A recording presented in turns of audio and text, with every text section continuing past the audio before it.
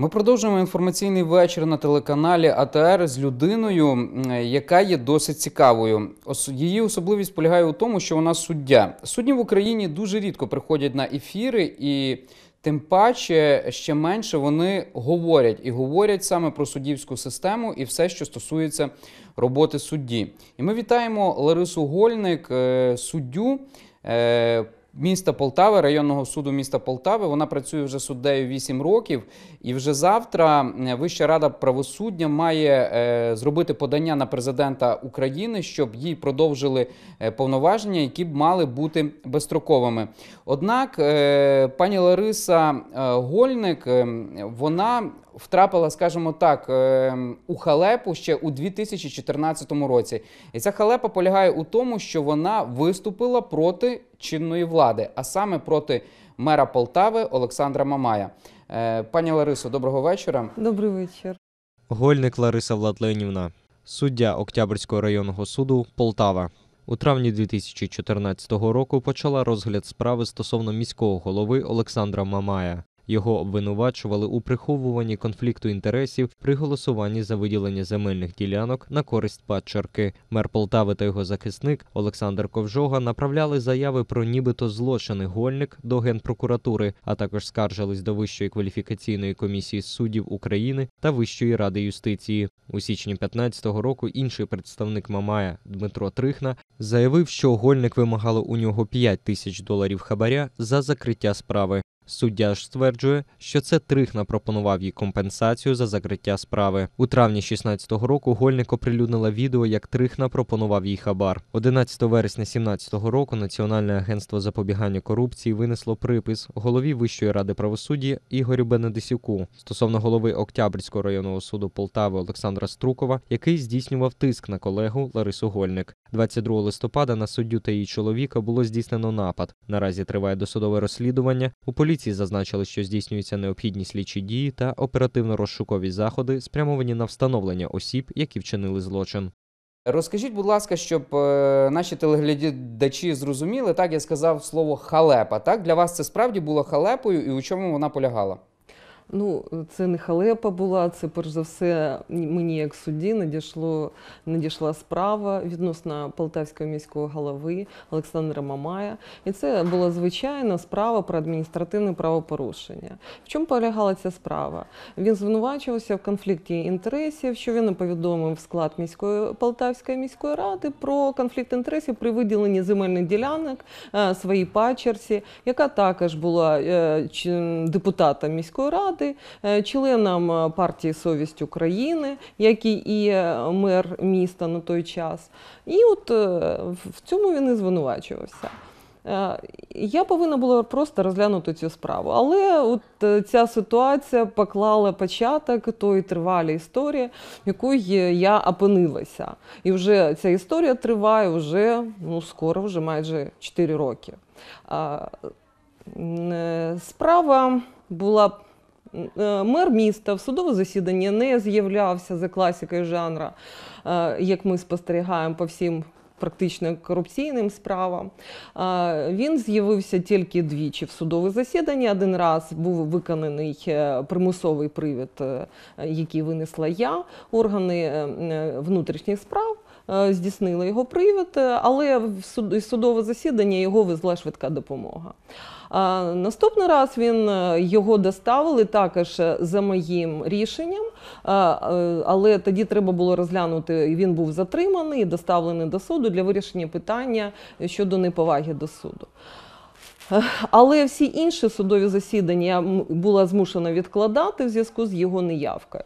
Причому мер міста хизувався, він казав, що він не з'являється в судові, він хворіє тільки в дні судових засідань. Проте надавалися документи, що він хворіє, що він там відрядження, що він відпустці, нібито поважні причини, а насправді це було просто намагання уникнути, уникнути правосуддя, зловживаючи своїми процесуальними правами. І от одного разу до мене прийшов як потім з'ясувалось, посланець від нього, і він почав пропонувати, що мер міста хоче з'явитись судове засідання, і все відбудеться, але він повинен знати, які рішення я як суддя буду приймати. Ну і зрозумівши, що таким чином мені пропонується заувальована неправомірна вигода, тобто хабар. Була озвучена сума? Вона була озвучена в результаті довгих перемовин. Всі ці перемовини були зафіксовані під наглядом працівників правоохоронних органів. Тобто я заявила в правоохоронні органи, і тоді під наглядом цього здійснювалася вся ця фіксація. А яка сума пропонувалася мером судді районного суду міста Полтави?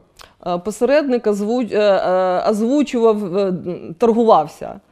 Пропонував спочатку 3 почати, там іще щось, ну, оскільки… 3 доларів? Доларів, тисяч. Від 3 тисяч доларів, а потім зупинився, фактично ми дійшли до 5 тисяч доларів, і це було озвучено таким жестом. Для вас це велика сума була за рішення? Ну, я порівнюючи з вашою зарплатою, так? Ну, це було на той час це не така значна сума. Згадаємо 14 рік. Ну тоді вже підвищився курс, тоді вже не 8 було, тоді вже, як він мені зазначав, 21. Я навіть казала, що смішно, але коли пропонувалась менша сума, ну, схоже, посередник хотів щось для себе торгувати, така кумедна трошки історія. Але от зупинився на 5 тисяч, і от він з'явиться. Але фактично не дійшло до фактично принесення мені цієї суми, оскільки я ставилася умова, що все ж таки повинні підтвердити певні мені там якісь гарантії, там, скільки це перемовини, це повинно було зафіксувати, чи це мер пропонує, чи не мер, чи яким чином все це. І фактично після такої суми, незрозумілої поведінки посередника, але все це було зафіксовано, закінчилось тим, що мер міста вийшов буквально через пару днів на прес-конференцію і заявив, що я вимагала хабар. І тим самим така операція була зупинена і, зрозуміло, не доведена до завершення. Як взагалі сприйняли полтавчани цю всю ситуацію? Вони підтримали Олександра Мамая чи Ларису Гольник? Коли це все вийшло в публічну площину? Ну, взагалі-то всі були, тоді, коли таке повідомлення відбулося, для мене це було, звичайно, несподіванкою, і зразу зрозуміло, що, скоріш за все, відбувся витік інформації. Ви сказали, що Олександр Мамай, він вийшов в публічну площину на прес-конференцію, він заявив, що Лариса Гольник… Але я не виходила в публічну площину, я не мала взагалі права, ви розумієте, в чому ситуація судді? Суддя не має права коментувати ту справу, яка знаходиться в його провадженні. І спочатку це повинні були крапку поставити до судового розслідування, оскільки Мамай повідомив про вимагання суддею, він звернувся до прокуратури, до Служби безпеки про вчинення суддею злочину. Звичайно, прокуратура внесла ці відомості в єдиний реєстр і, розуміючи, що однозначно, що відбулося, що фіксувався злочин, вчинений мером, а в той же час велося слідство і по мені. Все це тривало досить, як завжди, це такий досить тривалий проміжок часу. І тільки після 4 місяців, навіть більше, було закрите кримінальне провадження відносно мене. Незрозуміло, чому так довго. А стосовно посередника і мера ще довше, оскільки це було напередодні виборів, ми згадаємо, це 15-й рік, місцеві вибори. Як тепер я розумію, прокуратура, мабуть, вичікувала політичну ситуацію. Була призначена експертиза, яка фактично не мала ніякого значення, і ця експертиза була підгадана під самі вибори. І коли вже мер став повторно переобрався, тоді прокуратура направила до суду тільки справу відносно посередника. А відносно мера міста виділила в окреме провадження, так воно називається, але зрозуміло для подальшого потім закриття, що вони так і зробили.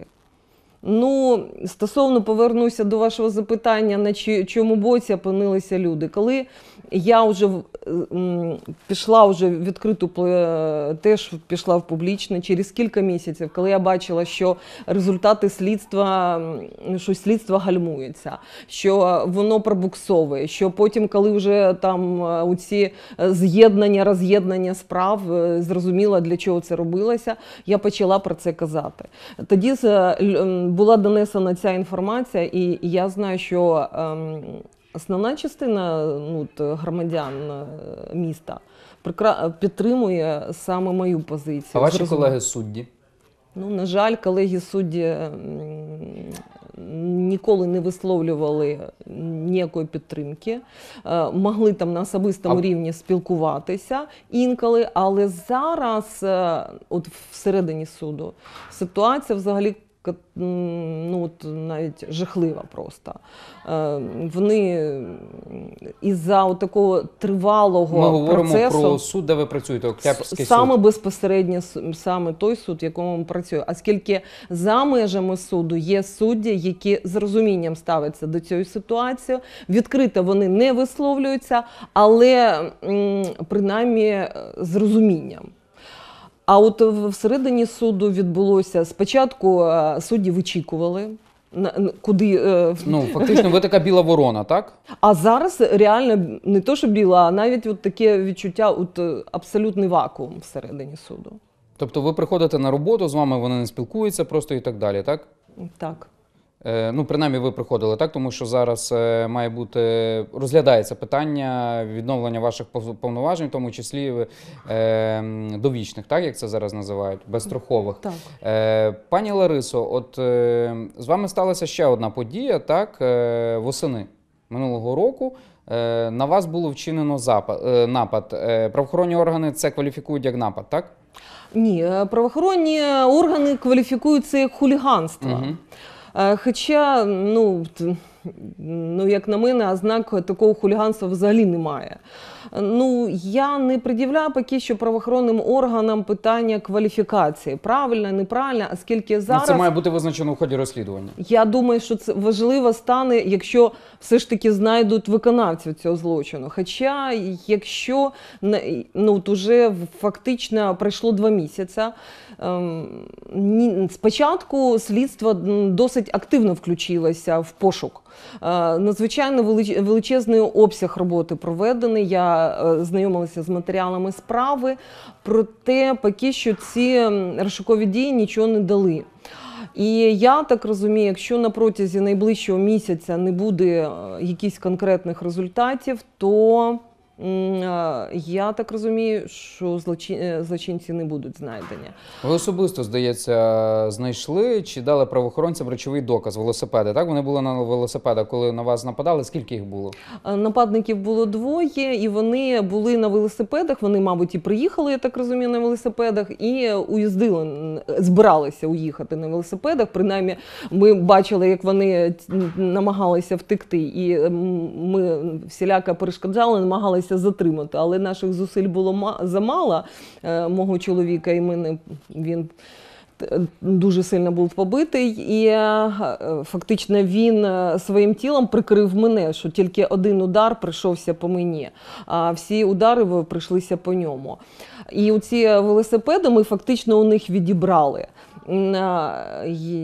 Це дуже важливий речовий доказ, але поки що я не бачу, що це при таких серйозних начебто уліках, велосипеди, на місці знайдена була там шапочка одної із нападників.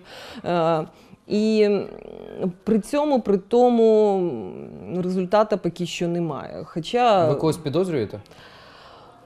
Стосовно виконавців, звичайно, я не можу казати. Звичайно, ну, скоріш за все, це якісь хлопці були, тут уже який розрахунок був на що.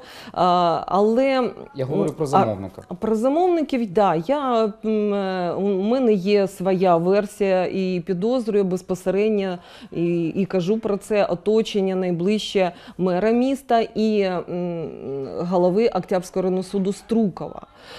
Оскільки це фактично одна і та ж людина, я називаю, я підозрюю, що з цим може бути пов'язаний Олександр Ковжога.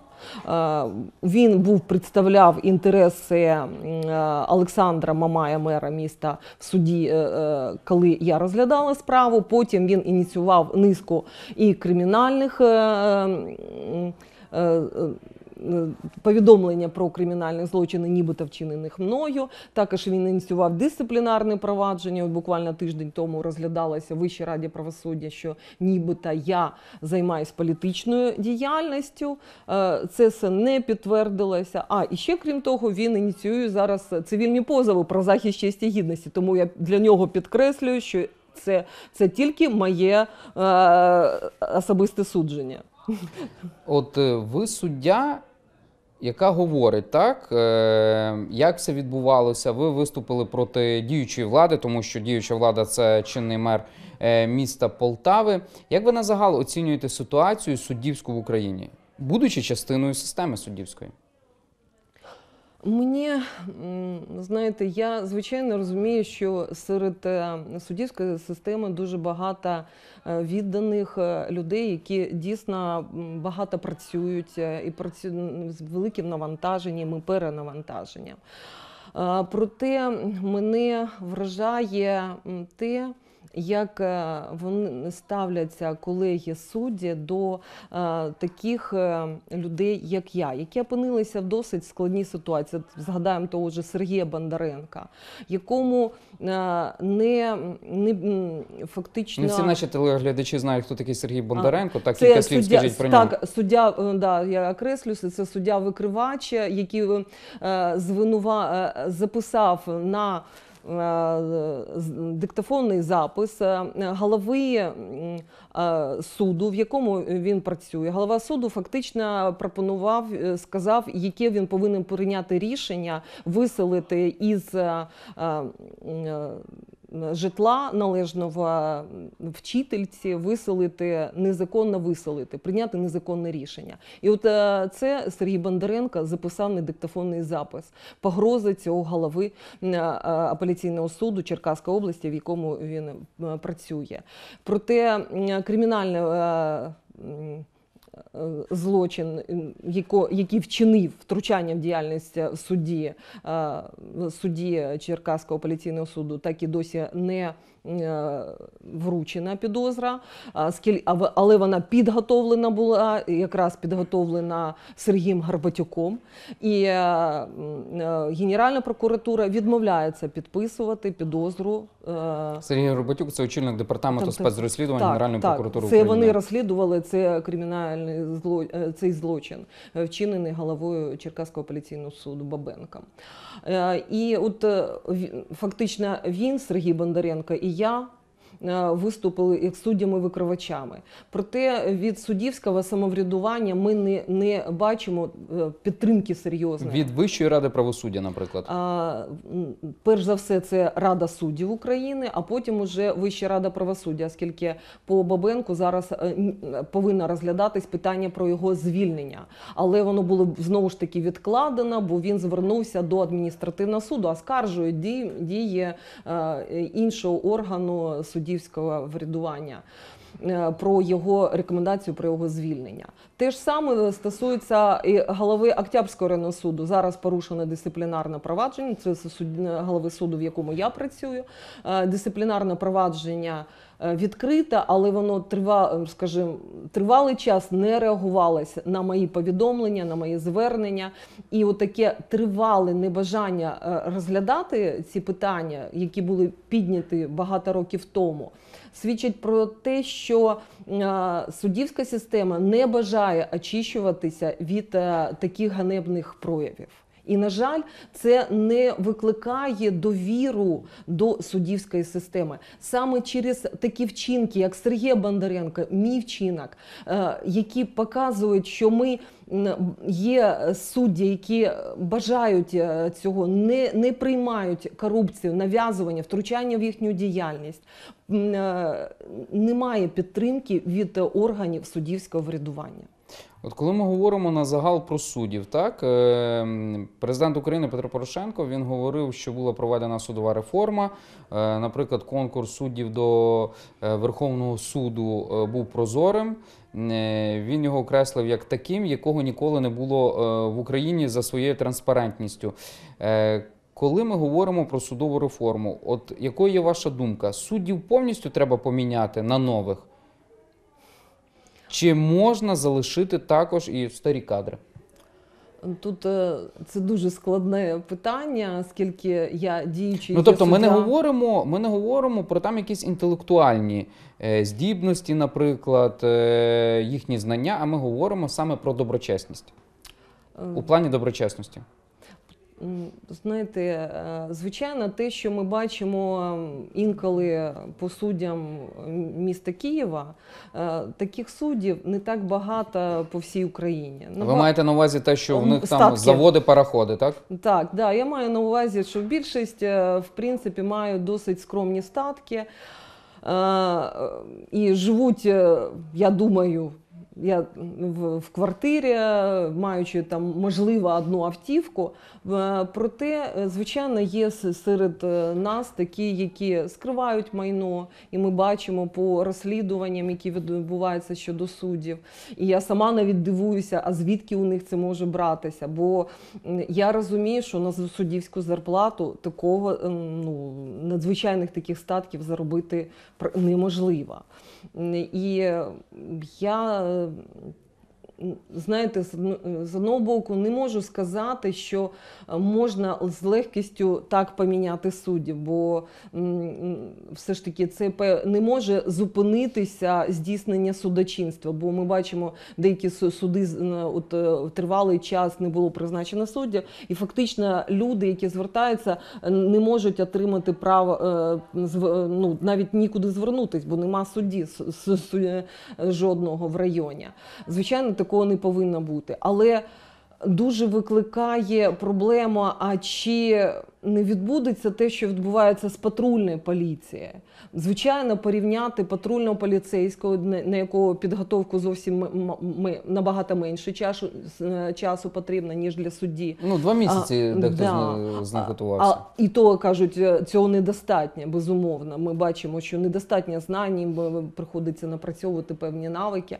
Але стосовно судді, я вам скажу, коли я прийшла, я тривалий час працювала до цього помічником в апеляційному суді і маючи досвід вже такі великі роботи, але прийшовши суддею, ти знову вчишся, бо це зовсім інша діяльність і досить складна діяльність, яка потребує не тільки знання законодавства, вміння аналізувати і застосовувати норми права, а і ще й морально-вольових якостей, безумовно. А зараз ще і вимога суспільства до моральних якостей, і особливо до моральних якостей. І оце якраз для мене стає важливим питання. Я думаю, що без цієї доброчесності, моральних таких чеснот просто не може бути суддею. Я ніколи не могла подумати, що, наприклад, мої люди, які працюють в судовій системі, я кажу не тільки про суддів, я кажу і про працівників суду, з легкістю можуть казати неправду. Я, наприклад, навіть допустити цього не могла. І тому для мене це надзвичайно величезне розчарування, що є люди, які здатні на таку брехню. Якщо вони здатні при здійсненні своїх повноважень до такого, які рішення вони зможуть потім приймати. І тому в мене інколи починаю думати, чи дійсно система може очиститись. У мене великі запитання, так же само, як і до цілому суспільства за суддів. А от ви сказали, що більшість суддів, вони є нормальними, так, в лапках будемо вживати це слово, тобто вони живуть на одну зарплату, мають квартиру, одну автівку. На вашу думку, чому не відбулося ланцюгової реакції? Так, був ваш виступ, ви пішли проти мера, пан Бондаренко, також інший суддя черкаський. Ви кажете, що ви не знаходите підтримки серед колег. Чому, на вашу думку, так відбувається? Я впевнена, що відбувається саме так. Спочатку, от я просто сужу по своїм колегам. Спочатку вони очікували, що відбудеться. Куди перехилиться час? Щоб наші телеглядачі розуміли, я говорю про ланцюгову реакцію в тому плані, що такі речі відбуваються і є у кожному суді, скоріш за все. Ну, погодьтеся зі мною, правда? Я ще хочу, згадаємо зафіксований злочин, коли Назару Холодницькому нещодавно пропонували величезніший хабар, і це приїхав суддя, яка звинувачувалася у чиненні хабарництва, а голова суду приїхав поручатися за мною перед Холодницьким. Тобто це підтверджує те, що в нашому суді це не єдиний випадок, як і в Черкаському суді. Можливо, є десь суди, де голови суду не тиснуть на своїх суддів, не вимагають прийняття певних рішень по певним справам. Це ж не по кожній справі, зрозуміло. Це коли є якісь знакові справи надходять до суду. Ланцюгова реакція не відбулося. В системі продовжували очікувати і дочекались того моменту, що і в суспільстві не йде такої ланцюгової реакції. Розумієте? Бо що ви маєте на увазі в суспільстві ланцюгова реакція? Тобто по ситуації з Ганною Соломатіною. Здавалось би, ну що ще може відбутися ще, якщо людина повідомляє про вчинення злочину про тиск адміністрації президента на прийняття тих чи інших рішень в Національному агентстві з питань запобігання корупції. Орган, який повинен захищати викривачів, скажімо так. І не тільки, це один із напрямок їхньої діяльності. І вирішувати профілактично, перевіряти декларації, статки і тому подібне. А потім уже ініціювати питання притягнення до кримінальної відповідальності. Тому в самому суспільстві не відбулося трансформації? Ні, суспільство очікувало. Але в само влада, керівництво, виходить, не бажають цього. Змін? Змін. Всередині самої влади, так? Я приходжу до цього висновку. А от ваші колеги, вони не говорили вам, Лариса, та можливо треба було прийняти рішення, ну скільки там того життя і так далі? Були. Були, так? Безумовно, були. Тому що і потім вже, скільки було нам, скажімо, жити так довго в такій напруженій психологічній ситуації, це складно, безумовно. Це тільки внутрішні якісь сили, твої внутрішні переконання є поштовхом до подальших дій і намагання все ж таки переконати, що повинні притягнути до відповідальності не тільки посередника, а головне – той, хто вчинив злочин. Тобто я і досі наполягаю на тому, щоб мера міста було притягнуто до кримінальної відповідальності, оскільки безпосереднім замовником неправомірної вигоди хабаря мені, був саме він. І ця справа розслідується НАБУ. Я все ж таки сподіваюся, що Назар Холодницький підпише ту підозру, яку підготували детективи НАБУ. Хто у Полтаві вас підтримує, так? Мене підтримують просто люди. Прості люди? Прості люди. Вони розуміють і підтримують. І навіть журналісти місцеві, засоби масової інформації? В основній своїй масі так, підтримують.